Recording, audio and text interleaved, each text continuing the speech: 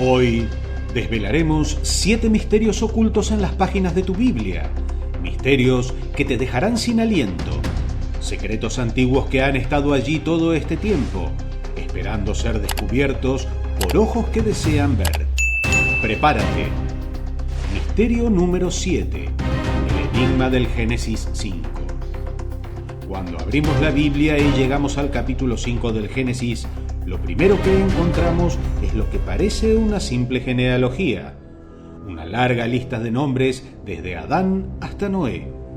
A simple vista parece un registro seco, nombres antiguos, generaciones olvidadas, pero bajo esa superficie se esconde un mensaje que fue codificado desde el principio de los tiempos, un secreto profético que ha dejado perplejos a teólogos y eruditos por igual.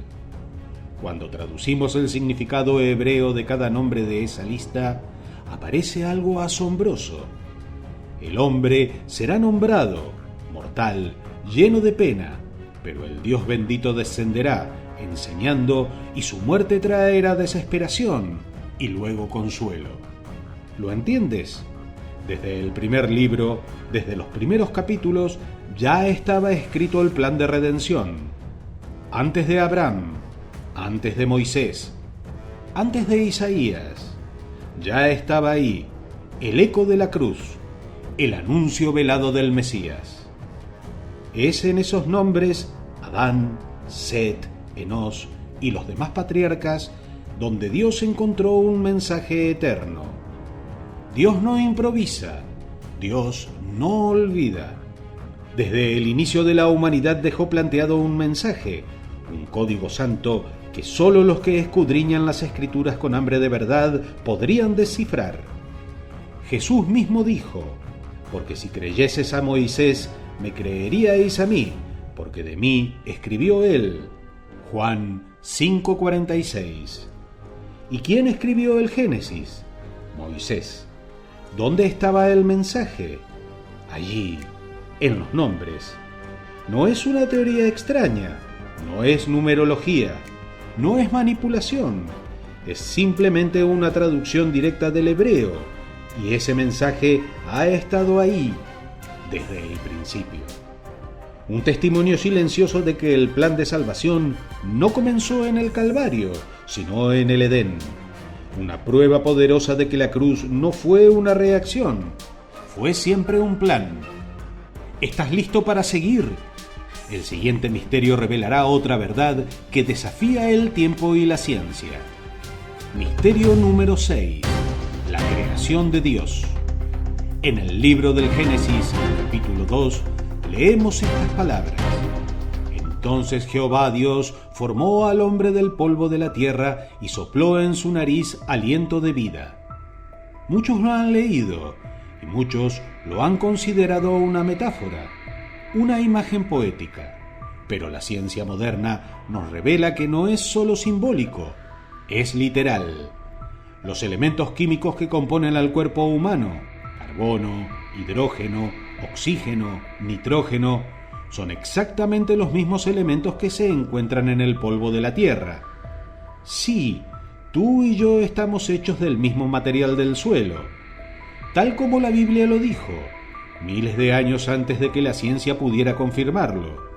Pero hay algo más profundo, el ADN, esa compleja molécula que contiene el plano genético de cada ser vivo, compuesta por secuencias precisas, específicas, irrepetibles, que determinan quiénes somos. Y allí ocurre algo que ha dejado atónitos a científicos y creyentes.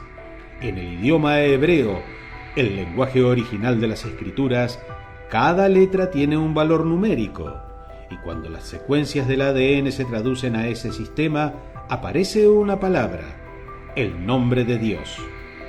¿Es esto una coincidencia? ¿Es casualidad que el código de la vida lleve inscrito el nombre del Creador? ¿O es una firma? Sí, una firma divina, grabada en lo más profundo de nuestro ser. Desde que fuimos creados, Dios dejó su sello. No somos una casualidad, somos diseño, somos propósito. El salmista lo escribió con asombro. Tú formaste mis entrañas, me hiciste en el vientre de mi madre. Te alabaré, porque asombrosa y maravillosamente he sido hecho. Salmo 139. Y aún hay más. La sangre, símbolo de vida en toda la Biblia, contiene una molécula esencial, la laminina. Es la proteína responsable de mantener las células unidas, de darle estructura al cuerpo, de sostenernos vivos. Y cuando la laminina fue observada bajo el microscopio, el mundo contuvo el aliento. Tiene forma de cruz, la cruz grabada en la sangre. Jesús dijo: Yo soy el camino, la verdad y la vida. Desde el principio, Dios nos formó del polvo, nos dio vida, y cuando el pecado nos separó, nos compró de nuevo con sangre. El ADN lleva su nombre, nuestra sangre lleva su sacrificio. No somos accidente, somos creación divina, y su firma está en nosotros. Misterio número 5. El código oculto de Isaías 53. Isaías 53 es una de las profecías más impactantes de toda la Escritura. Un capítulo que describe con asombrosa precisión el sufrimiento del Mesías, su rechazo, su sacrificio y su entrega por la humanidad. Pero este pasaje, escrito 700 años antes de Jesús, esconde algo más, algo que no se ve a simple vista, un código oculto en el idioma hebreo. La profecía dice que el Mesías sería herido por nuestras rebeliones, molido por nuestros pecados, y que el castigo de nuestra paz caería sobre él. Aunque los antiguos rabinos intentaron evitar esta interpretación, la realidad es innegable. Isaías 53 es la imagen exacta de la crucifixión de Cristo. Pero hay algo que solo se revela si miramos más profundo, si no solo leemos, sino que contamos. En el texto original en hebreo, si tomas el capítulo 53 y cuentas cada 49 letras, aparece una palabra clara y directa, una firma encriptada: Yeshua Shmi, Jesús es mi nombre. No es una interpretación, no es una teoría, es un patrón matemático incrustado en el texto bíblico, un mensaje oculto dentro de una profecía, un nombre escondido en un capítulo que describe el sufrimiento del siervo de Dios. ¿Cómo es esto posible? ¿Cómo pudo un texto escrito siglos antes de Cristo contener su nombre cifrado así? Los antiguos escribas no manipulaban los textos. El hebreo es un idioma rígido. Cada letra tiene un valor numérico y un significado. No se puede simplemente alterar una palabra sin cambiar su contexto. Entonces, ¿cómo es posible que el nombre de Jesús estuviera oculto en la Biblia 500 años antes? Y hay más, porque no es casualidad que tengamos que contar cada 49 letras. El número 49 es 7 veces 7, y en la Biblia el 7 es el número de Dios. Es como si Dios hubiese incrustado su firma en un patrón perfecto, asegurándose de que solo quienes estudien con atención descubrirán este mensaje. Jesús mismo dijo: escudriñad las Escrituras, ellas son las que dan testimonio de mí. Y cuando escudriñamos Isaías 53, encontramos su nombre grabado en sus palabras. Esta es una prueba más de que la Biblia es más que un libro. Es un mensaje codificado por alguien que ve el fin desde el principio. Si el nombre de Jesús estaba oculto en un texto escrito 7 siglos antes de su nacimiento, ¿cuántos misterios más están escondidos a simple vista? Misterio número 4. La maldición de Jerusalén. Jesús estaba en Jerusalén, observando la ciudad desde el Monte de los Olivos. Sus discípulos admiraban el templo, la joya más sagrada del pueblo judío. Para ellos, ese lugar era eterno, indestructible. Pero lo que Jesús dijo en ese momento dejó a todos sin aliento. Te rodearán con vallado, te sitiarán y te estrecharán por todas partes. Te derribarán a tierra y no dejarán en ti piedra sobre piedra, por cuanto no conociste el tiempo de tu visitación. Los discípulos quedaron en silencio. ¿cómo podía ser esto posible? ¿Cómo podía un edificio tan magnífico ser reducido a escombros?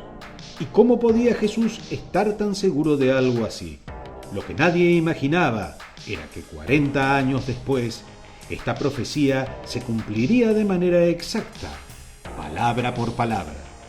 En tiempos de Jesús, Jerusalén estaba bajo el control del Imperio Romano. Había tensiones constantes entre judíos y romanos, y muchos esperaban que el Mesías los liberara de la opresión.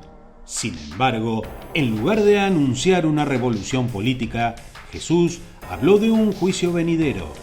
Dijo que Jerusalén sería destruida. Dijo que no quedaría piedra sobre piedra. Para muchos, esto sonaba imposible. El templo de Herodes era una de las estructuras más grandiosas de su tiempo. Sus muros albergaban enormes bloques de piedra, algunos de más de 500 toneladas. Nadie en su sano juicio pensaría que algo así podría desaparecer. Pero 40 años después de la predicción de Jesús, en el año 70 después de Cristo, los romanos, bajo el mando del general Tito, sitiaron Jerusalén. Fue una guerra brutal. El hambre y la desesperación consumieron la ciudad. Finalmente, los romanos entraron y prendieron fuego al templo. Lo que ocurrió después es escalofriante. El calor del incendio fue tan intenso que el oro del templo comenzó a derretirse y se filtró entre las grietas de las piedras. Cuando el fuego se apagó, los soldados romanos, en busca del oro, removieron piedra por piedra para saquear. Cada piedra del templo fue desmontada hasta la última. Historiadores romanos como Tácito y Flavio Josefo documentaron estos hechos. No es una leyenda, es historia comprobada. Lo que Jesús dijo se cumplió al pie de la letra. No quedó piedra sobre piedra. No fue una destrucción parcial.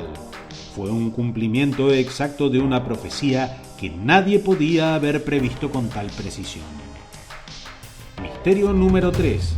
El día perdido en el libro de Josué. En la Biblia hay relatos que desafían toda experiencia lógica, pero pocos son tan desconcertantes como lo que sucedió en Josué 10.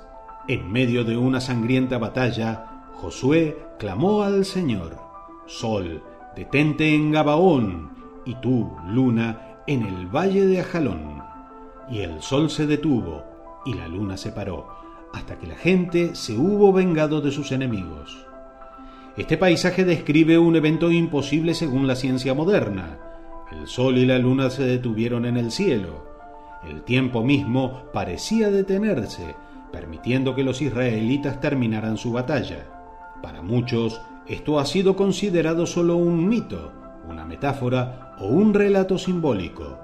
Pero en 1897, un científico afirmó haber encontrado algo escalofriante: un día perdido en la historia del tiempo. El astrónomo llamado Harold Hill, quien trabajó en la NASA, hizo una declaración que sacudió a la comunidad científica y religiosa. Según él, al calcular la posición de los cuerpos celestes y rastrear los movimientos del Sol y la Luna en la historia, su equipo encontró una anomalía en el tiempo. Faltaban 23 horas y 20 minutos en el calendario astronómico. Este déficit en el tiempo parecía corresponder con el evento descrito en el libro de Josué, un día que nunca terminó. Pero eso no es todo. Si faltaban 23 horas y 20 minutos, eso dejaba una diferencia de 40 minutos para completar exactamente un día entero. ¿Y adivina qué? En Reyes 20, la Biblia menciona otro evento asombroso. El rey Ezequías recibió una señal milagrosa cuando Dios hizo retroceder la sombra del reloj de sol de Acaz exactamente 10 grados. 10 grados equivalen a 40 minutos. Si esto es cierto, significa que los dos eventos combinados explican el día perdido en la historia del tiempo. Aquí es donde surge el debate. Algunos historiadores han señalado que la historia de Harold Hill podría ser solo una leyenda urbana, una historia exagerada que ha circulado sin evidencia real. No hay registros científicos oficiales que confirmen este hallazgo. pero hay algo que no se puede ignorar: la precisión del relato bíblico. Si el evento de Josué fue solo un mito, ¿por qué la Biblia menciona detalles tan específicos sobre la posición del Sol y la Luna? Y si la historia de Harold Hill es falsa, ¿por qué tantas culturas antiguas tienen relatos sobre un día prolongado o una noche inesperadamente larga? Civilizaciones como los chinos, los egipcios y los aztecas tienen registros de un día inusualmente largo en su historia. Incluso en la mitología inca se habla de un tiempo en el que el sol se detuvo. Esto nos deja con dos posibilidades: o todo esto es una coincidencia increíble, o algo inexplicable realmente ocurrió en el pasado. Hoy en día, la ciencia no puede probar ni refutar este evento, pero lo cierto es que la Biblia describe un fenómeno que desafía todo entendimiento y que de alguna manera encaja con relatos de distintas culturas y con anomalías en el tiempo que algunos científicos han intentado explicar.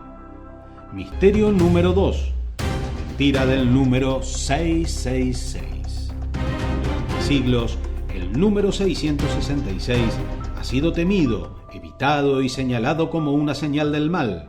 Se ha prohibido en matrículas de coches, números de habitaciones y hasta en calles para no atraer la mala suerte. La cultura popular lo ha convertido en el emblema del demonio, reforzando la idea de que es el número más siniestro de la Biblia. Pero, ¿y si todo esto fuera un error? ¿Y si el verdadero número de la bestia no fuera 666? El único capítulo de toda la Biblia donde aparece este número es Apocalipsis 13. Leamos el versículo clave. Y hacía que a todos, pequeños y grandes, ricos y pobres, libres y esclavos, se les pusiese una marca en la mano derecha o en la frente, y que ninguno pudiese comprar ni vender, sino el que tuviera la marca o el nombre de la bestia o el número de su nombre. Este pasaje describe un control absoluto sobre la humanidad, una marca, una señal de sometimiento, impuesta en la mano o en la frente. La mano representa las acciones, el trabajo, lo que hacemos. La frente, las creencias, el pensamiento, la mente. Esto implica que el sistema de la bestia controla no solo lo que haces, sino también lo que piensas. La marca es símbolo de lealtad forzada y conformidad. Solo quienes aceptan la marca pueden participar en la economía viviendo una dependencia total. El texto concluye con una advertencia. Aquí hay sabiduría. El que tenga entendimiento, cuente el número de la bestia, porque es número de hombre y su número es 666.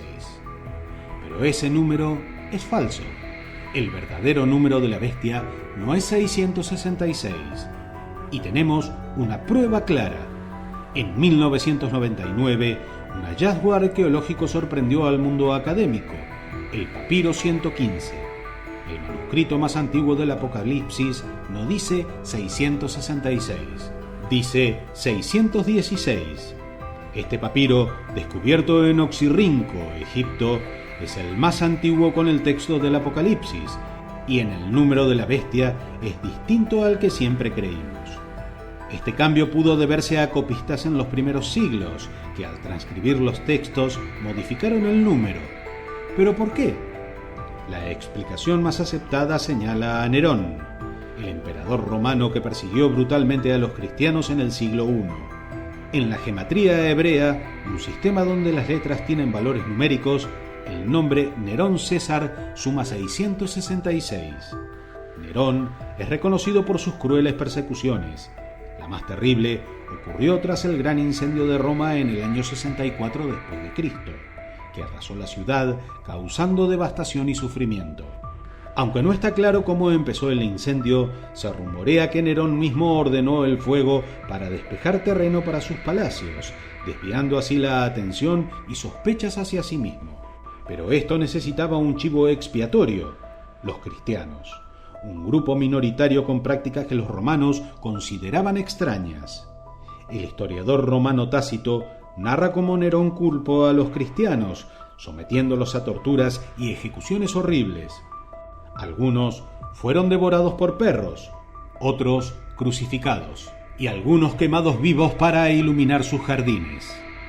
Esta brutal persecución dejó una marca profunda en la memoria cristiana, y Nerón fue vinculado con el anticristo y la maldad suprema.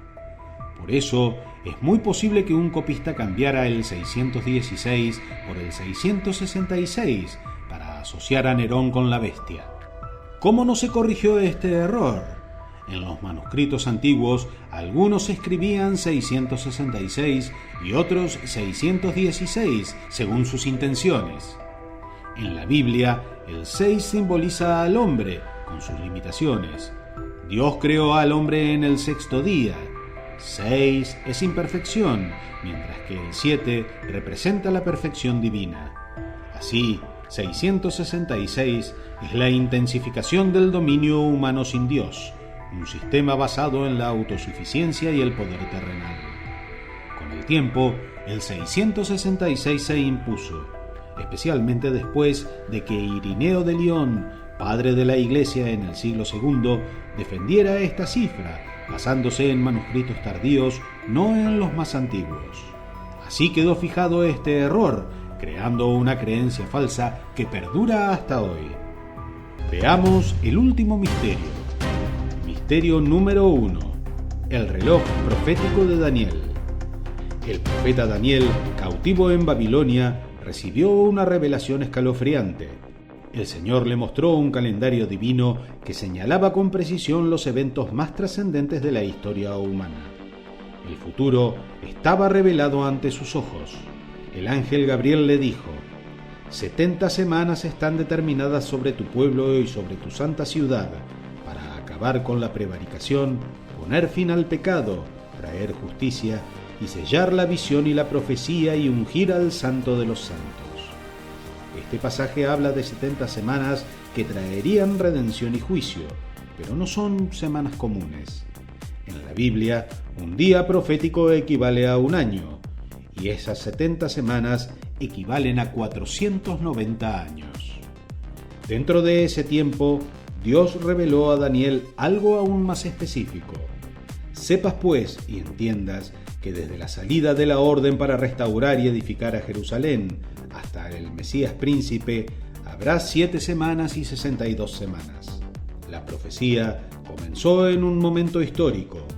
El decreto para reconstruir Jerusalén, emitido en el año 457 a.C. por el rey persa Artajerjes. Sumemos los años: 457 a.C. más 483 años nos lleva al número 27 después de Cristo, exactamente cuando Jesús inicia su ministerio. ¿Coincidencia? Daniel, siglos antes, predijo el año exacto en que el Mesías aparecería. Pero hay más. La profecía también anuncia la muerte del Mesías.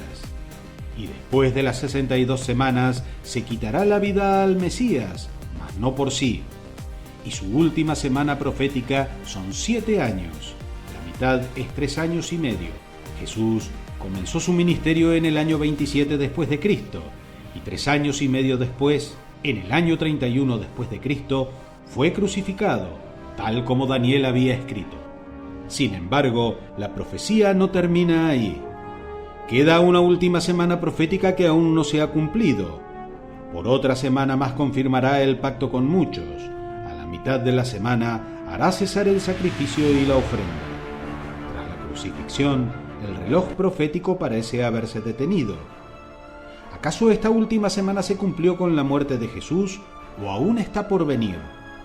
Muchos creen que representa los últimos 7 años antes del regreso de Cristo, un período de gran tribulación, control mundial y la manifestación final del anticristo.